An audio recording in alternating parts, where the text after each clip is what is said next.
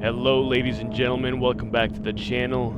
It's been about 3 months since I last upload, and I gotta be honest, it's been some rough 3 fucking months. I won't even lie. And as you can tell by the title of the video, we're gonna be talking about my appendectomy surgery. So an appendectomy is essentially when they remove your appendix, usually because you got infected, inflamed. Essentially, you remove it before it bursts, because once it bursts, it could lead to sepsis. It almost always leads to sepsis, and it's a guaranteed death sentence, because once, your blood is infected with all that bad shit that was released by your appendix bursting, it's essentially a wrap. Like, there's a few cases where you could survive if you're lucky and you got to the hospital in time, but once it truly bursts, the way the ER nurse was basically telling me, it's a wrap. Like, that's a GG. It's just a matter of time if you could get to the hospital in time. Anyways, before we jump to the story, I want to give a disclaimer. The video you're seeing right now is on my buddy's bike. It's not me filming it. I put a camera on my buddy's bike. It should look similar to one of the last videos I uploaded, except from his perspective instead of mine. So I want to give that disclaimer. I didn't get a new bike. That's actually me in the middle of the video right now, and my buddy right there with the black gear. Anyways, so how did this bullshit happen? I'm in my mid to late 20s, so I'm not an old dude, but apparently the average age it strikes is 28 years of age, and I'm basically right there. So, it was just like perfect fucking timing for it to happen, essentially. I'd very much rather it happen when I'm young and strong than when I'm an old motherfucker, and that's a GG, because I can't imagine a grandpa or grandma dealing with this shit. I really can't. So, appendicitis on the pain scale is actually higher than childbirth. So if you've given birth to your children or whatnot, the pain I was experiencing was actually technically and objectively speaking worse. And I feel that, dude. I won't even lie. So let's break down how it all happened. I believe it was Wednesday night. Yes. Well, Tuesday night leading to Wednesday morning. I woke up around 1 in the morning. The day prior, so a couple hours prior to waking up at 1 or 2 in the morning, I had eaten canes and immediately crashed. So I got home from work around 10-11, ate some canes, and completely fucking passed out. I was tired. I've been working all day. I've been training. I snoozed. It's a big no-no to eat and then immediately sleep afterwards, because your digestion slows down dramatically, and then you're not eating exactly the healthiest food in the world. Fried chicken isn't the most optimal food you could put in your body, but fuck it. I mean, mistakes were made, and either way, it's one of those statistics that, fuck, it's so rare for it to already happen. 1 in 10 people are going to get it in their lifetime. I can't necessarily blame canes for that, but I know that it's not a good idea to eat and then immediately sleep. Like, I know this, especially eating fatty foods like canes. But fuck it.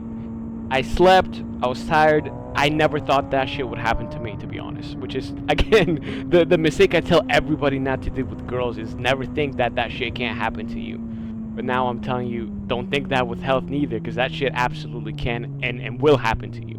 So, if anything you take away from this is don't fucking sleep after eating. Anyways, I woke up around 1 or 2 in the morning. I had some mild discomfort. The kind of discomfort you get when you eat, let's say, Mexican food at night. Or not at night, just at any point, like your stomach feels inflamed, feels bloated. Maybe if you eat hot Cheetos, if you've ever had them or whatnot, that can cause a similar sensation. Spicy food, dude. Spicy food causes that, but I don't really fuck with spicy food. But I know every time you eat it, your stomach feels off. And even taking a shit, it fucking hurts on the way out too. So that's exactly how I felt, but again, it's a feeling I've felt before, so I'm like, whatever. I couldn't go back to sleep, which sucked dick, dude. And maybe that was my body warning me that was the start of appendicitis, but I couldn't go back to sleep. I went to work the next morning around 9 in the morning. I definitely felt bloated, but it didn't strike me as something peculiar. It didn't. Oh man, I look handsome. Look at those arms. Look at those fucking arms. Anyways, shit, goddamn. Yeah, no. I went to work. I was bloated way more than usual. When I got home from work, because again, my job is very different to most of y'all's jobs. It's basically the entire day, but it's divided into sections. So I got home around, fuck, dude, like maybe 11:30. By the time I got home, I went to use the restroom, and I figured usually when my stomach feels like shit and I take a shit, it fixes everything. That's essentially what happens. But that was like the polar opposite of what happened. I did end up shitting, and that's actually when shit really hit the fan, coincidentally, because by the time I finished and I got back up, the pain was fucking absurd. If I remember correctly, I actually used the bathroom because the pain was starting to escalate. It was starting to fucking feel worse and worse and worse. So I was shitting with the Hail Mary that would fix it. But literally, by the time I'm done wiping and shit, and laid back down on my bed, like, holy fuck, dude, was the pain building up, dude. And I'm telling you, like, again, as an MMA fighter, dude, like, my threshold of pain is very different to most people, right? Checking legs, shin to shin contact, getting punched in the face, getting knee to the body, man. Honestly, getting knee to the body is probably the most intense body pain you can feel, dude, because it's a raw, like, bone being propelled straight into your sternum, dude. That shit's crazy, dude. And, you know, eating, you know, left-sided body kicks that target the liver. Like, I've tasted what it's like to feel body strikes to a degree that most of y'all would never taste. You know, spinning side kicks to the body, the type that John Jones knocked down Stipe with. Side kicks to the body. That early into my career, actually, one of them landed so flush on my body during sparring that I literally had to puke type shit. But all those experiences don't really prepare you for what I was experiencing now, because it wasn't superficial pain. It wasn't a pain that, like, goes away quickly. It was a pain that just stays there, dude. And it was just getting worse and worse and worse, to the point where, like, I was curled up on my bed like a little bitch, dude, like, moaning about the pain, dude. Like, and that's so rare for me, dude. Like, again, anybody who knows me, dude, knows I can fucking take pain better than most people, dude. Again, my career of choice and my sport of choice has kind of forced me to be a G about pain, but this is an internal kind of pain that I can't describe into words. I know some people say they had pulsating pains that came and went, but this never went away, dude. It was like constant, like burning pain, dude, that would not go away, dude. Like, I didn't want to move an inch. It was fucked, man. I can't describe the pain. Something you would have to experience, but I know some people are lucky and say they didn't feel that much pain, but again, on average, worse than childbirth, pushing out a baby, dude, isn't a walk in the park. So this, considerably worse than that, it's pretty fucked. You know, I try to tough it out and hope that will go away. But from approximately 12:30 to 5, it never went away. It stayed the entire time, no matter how I positioned my body, no matter what I did. The pain would not go away, and it was getting worse. Again, on a rate of 1 to 10, on a scale of 1 to 10 of how bad it hurt, 10 being the worst fucking pain in the world, 9 being a pain that you already consider suicide to stop the pain, 8 being basically almost the same to 9. Again, you already consider taking extreme measures to stop the pain. But not quite there yet, almost there yet, not quite there yet, but by 8, you're basically yelling and crying uncontrollably, because the pain is that fucking intense. And I've been at an 8 before. I've been at an 8, potentially even 9 when I got second-degree burns on my palms. That pain was fucking crazy, dude. I've never had to yell from pain, and that, dude, that pain was nuts. But I'll talk about that in a separate video. 7, I would say 7, you're crying. By that point, you're crying with not necessarily yelling, but you're crying. You can't fucking help to cry, dude. Not because, you know, you're a little bitch or anything, but you can't help to cry. It's that intense, dude. And 6 is one step before crying. One step before the pain is so fucking intense that your body uncontrollably shakes and cries. And I would say that's exactly where I was at. I was at a 6 just before crying. You already have shakes. Your body's already fucking shaking, dude. Because it's that intense that your body's like dumping a ton of fucking endorphins and hormones that I was like already shaking. And it's not like fucking shaking like you're cold, that you just like fucking chattering and shit. But you're moving, dude. Your body is uncontrollably moving. Because it's like, what the fuck is going on, dude? This pain is crazy. Anyways, by the time it hit 5, I'm like, something is fucking wrong, dude. This is not normal. It's getting worse. I need to go to the hospital.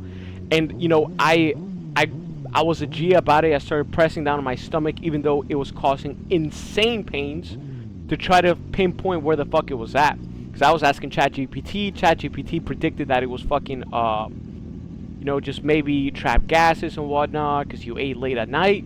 But there is an off chance that if it's on your right side, concentrating on your lower right quadrant or upper right quadrant, that it could be something more serious. In this case, it was my lower right quadrant, and when I pushed down on my lower right, I immediately can tell that out of all the places in my stomach, it was my lower right quadrant that was for sure taking the brute force of the pain. And you know, that's the thing, because they say it eventually moves to your right side, but to me, it was everywhere. All over your lower abdomen. It was fucked. But if you start pushing down on your left side and then your right side, you could tell that your right side is way more fucked than the left side. Like, way more painful, dude. I could push on my left side and feel discomfort, but I push on my right side and it's done, dude. So at that point, I'm like, yeah, for sure. We're going to the ER. And dude, the fucking drive to the ER was so painful. Every bump, every turn of the car, it's fucking awful, dude. By the time I got to the ER, bro, there were some people in line. It's mainly old people, mind you. So I'm like thinking, these motherfuckers had a good life. Let me have a good life, right? Put me in front of the line, and they actually did, in a matter of speaking. Admit me sooner than most. I diagnosed it as appendicitis. I already knew what it was, but the doctors had to do a bunch of checks for formality. They did a CT scan on my abdomen, which fucking sucks, because if you know anything about CT scans, it's very intense radiation. It can cause cancers and shit. Like, I wouldn't do a CT scan unless I absolutely fucking had to, and I already knew what it was. I'm like, fuck, it doesn't take Sherlock Holmes to decipher this, but it's a formality. Anyways, they did the CT scan. They're like, yeah, for sure, you have appendicitis. You know, at first, they're like, it's not ruptured, you're chilling, but it's late at night. You're gonna have to wait until the morning to get a surgeon to come out. They're not gonna come out at night unless it's a life-threatening disease or problem. So unless you're literally on the verge of dying, they're not gonna lift a finger. That was my fault for waiting 5 hours. I should have gone sooner. Had I gone sooner, I perhaps would have had surgery the same day. Instead, I had to stay overnight, which racks up medical bills, and worse, you're just in danger. You're literally, your life is in danger, dude. They did give me morphine. They gave me another really intense drug, and they gave me what was the name? Fentanyl. So a bunch of opioids. Definitely weird to take them. Like, they definitely have a really weird effect on your body. Like, the first time I took morphine with them, like, I felt hotness all over my body before. Like, my arms felt heavy, everything felt heavy, but it did actually take the pain away. I won't lie, it absolutely took all the pain away for the most part. As long as you didn't do anything stupid and move abruptly, I wasn't in pain anymore. So Damn, look at my arms, massive. So that, no, like, I'm happy about going to the ER. They did take my pain away. You know, the next day was surgery. Surgery, you know, I've had many surgeries by this point, given my lifestyle. So it was nothing new. You know, they put you to sleep with some anesthetics. You wake up feeling groggy because they jammed a fucking tube down your throat, a breathing tube and shit.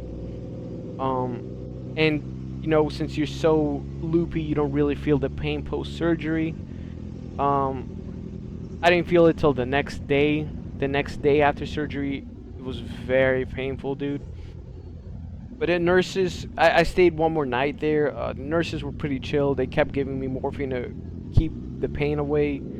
I had the bad luck of getting the fucking biggest daring nurse at one point at night because they like rotate shifts. And this fucking Darren didn't want to give me morphine because he's like, well, you have to say the pain is at least at a 7 or 8, otherwise I can't give you a morphine. And I'm like, what the fuck are you talking about, dude? Like, I've been saying I've been at a 6 since the beginning, dude. To me, a 7 or 8 is already like fucking crazy, disproportionately painful, dude. So I was very annoyed with that. I was very annoyed with this motherfucker basically making me go the entire night without any pain medication. Again, they're afraid that you're gonna abuse morphine, but to me, it's not a kind of drug that I would want to abuse, dude. It's the kind of drug that you need to take when you're in pain, but I can't imagine wanting to abuse that shit, dude. So, but besides that, the morning after, you know, I got morphine from good nurses. I got dismissed. And you know, the drive home, my mom came and picked me up, and fuck me, dude. You know, she normally drives alright-ish, but since she's so nervous about, you know, driving me while I'm in pain, fuck, dude, she kept fucking accelerating and braking, and like, damn it, dude, out of all the days you have to drive like ass, you had to drive like ass with me in there, and every bump was so fucking painful, dude. Like, I'm telling you, like, 24 hours after surgery, dude, that's when it's crazy the amount of pain you feel, dude. It felt worse than the appendicitis itself, so that was fucking fun. Then during the talk with the surgeon, before I got dismissed from the hospital, he was fucking telling me that technically speaking it did rupture, but my body was able to close it up. You know, 1 in 3 people can their immune system is so fucking strong that it could actually like seal your appendix. But it's like a balloon, dude. If you stab a balloon filled with water, it's gonna leak. You could put your finger over the leak and stop it from continuing to leak, but inevitably it's gonna leak again or explode. So it was a necessary surgery, but it explains why my case was more painful than normal. And I definitely felt it was fucking awful. So now it's been a full week and 1 day. It's been 8 days since surgery. I ain't gonna lie, the first 2 days when I was back home, I didn't even bother moving. It was just crazy pain. But honestly, by the 3rd, 4th day, I started to feel better. I could finally eat. I still had to use my walker, but I could actually eat because they put you on a liquid diet, which sucks dick because you're starving, dude. You're hungry, but you also don't want to eat because you don't want to fuck with your stomach, dude. It was rough, man. It was fucking rough. So 8 days later, all I can say is the pain, it has improved for sure. Your stomach is, I mean, in my case, it's still a bit inflamed, but for the most part, it's better. It's way better. The only real pain now is my incision sites. You know, and we take for granted the ability to move, man. We take for granted the ability to be healthy and shit. And honestly, man, the entire time I was in the hospital, dude, all I was praying is that I want to move again. I don't want to be here anymore. Like, it sounds silly, man, but when you're facing illness that's this intense, even though it's not the most intense shit in the world, it kind of puts into perspective how lucky you are to be able to move. how lucky you are to be healthy, man. 'Cause all the money in the world, all the materialistic shit in the world won't make up for poor health. And health is fucking everything, dude. I won't even lie, dude. Like, damn, dude, I was bargaining very hard with God then, cause shit, dude, it was a very rough time, man. Fuck me. Since October, I've been going through a lot of bullshit, man. A lot of bullshit. Being a fucking dude, it's fucking hard. It's not for the weak. But yeah, ladies and gentlemen, 8 days later, I can move a lot better. I'm still not back 100%. I still can't do any real training, which sucks, but I can fucking move and I can eat essentially what I want. But I have to be smart with it, because if I eat poorly, I'll pay for it. My stomach is still not 100% fucking healed, my intestines and shit. But I feel way better. I won't even lie. I feel better enough to make a video. I'll put it like that. But yeah, ladies and gentlemen, don't take health for granted. All I could think about when I was there is just like, fuck, dude. We're all one illness away from you know, not being able to move in a very poor quality of life. Don't take for granted your ability to move, ladies and gentlemen. It is a gift. And with that being said, if you have any questions about the procedures or whatnot, feel free to comment down below. This has been your host with the most, signing out.